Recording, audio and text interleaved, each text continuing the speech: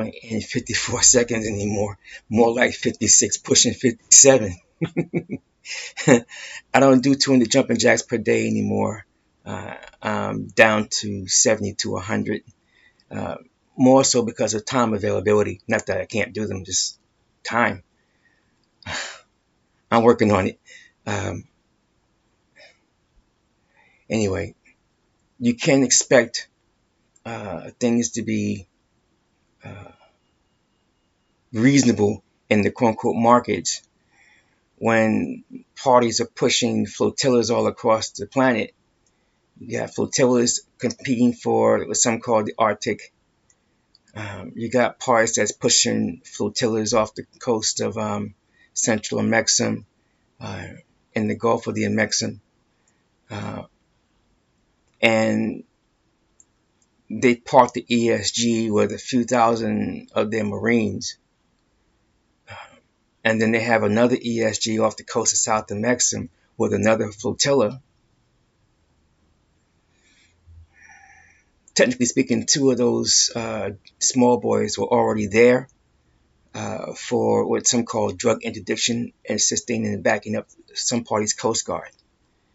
The MEU that was sent and the additional DDG that was sent, um, that's designed to negotiate. Unlikely they're going to make a move to go into South Amexem for a fight right now. Not with what they got down there. An initial push, yeah, no problem. They'll sweep right past what they call their Navy, and they don't have an Air Force to speak of that would be able to challenge an aircraft carrier. Even when it only has between 10 and 15 F-35Bs aboard. They don't want that smoke.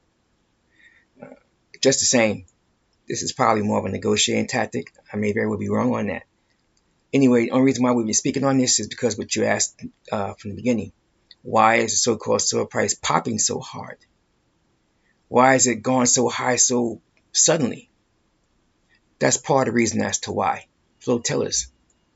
And you already have issues in Northeast Alkebu-lan, misnomer with so-called quote-unquote Middle East. You already have issues in the Far East. And now issues brewing in South Amexem and potentially Central Amexem as well. That's only part of the story, and a minor one at that. The real issue at hand here, you have particular parties playing tariff games and tariff wars. And they've been basically told by their quote-unquote judges that supposedly mete out justice, if you would, that you can't do the tariffs like that because it's not part of what's supposed to be within your wheelhouse. Effectively, what he was told.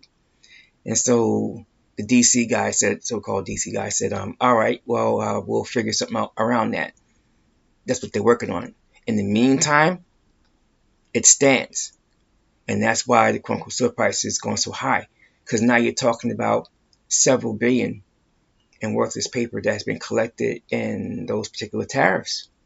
And if they were ruled to be not authorized, gotta get those funds back.